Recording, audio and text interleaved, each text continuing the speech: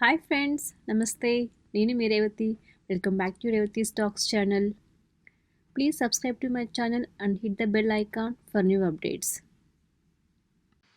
ఈరోజు వీడియోలో చాలా సింపుల్గా టొమాటో వంకాయ కర్రీ కేవలం 10 నిమిషాల్లో ఈ కర్రీ ప్రిపేర్ చేసుకోవచ్చు.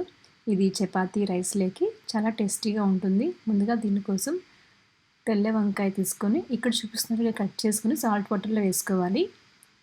తర్వాత స్టవ్ పైన ప్యాన్లో 3 టేబుల్ స్పూన్ దాకా ఆయిల్ యాడ్ చేసుకొని ఆయిల్ హీట్ అయ్యాక ఇందులోకి కొద్దిగా ఆవాలు జీలకర్ర యాడ్ చేసుకొని సన్నగా పొడవుగా కట్ చేసుకున్న ఆనియన్ ఒకటి యాడ్ చేసి ఫ్రై చేసుకోవాలి.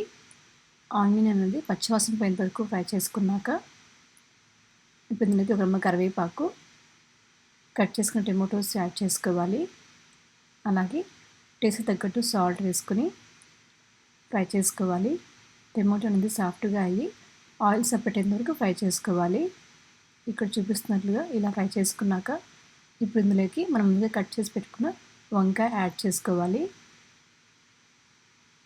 అలాగే చిటికెడు పసుపు వేసుకొని వంకాయని అంతా బాగా మిక్స్ చేసుకోవాలి. ఒక 5 నిమిషాల పాటు వంకాయ ఆయిల్ని మగ్గనివ్వాలి మూత పెట్టేసి.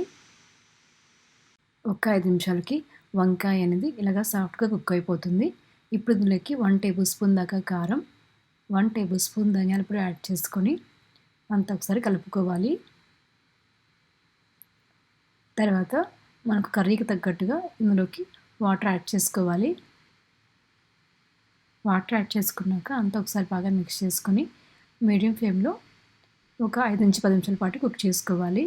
ఇలాగ ఆయిల్ సపరేట్ ఎంతకు కుక్ చేసుకున్నాక ఫైనల్గా కొద్దిగా కొత్తిమీర యాడ్ చేసుకుంటే సింపుల్గా టేస్టీగా ఉంది వంకాయ టమాటో కర్రీ. మీరు కూడా ట్రై చేయండి.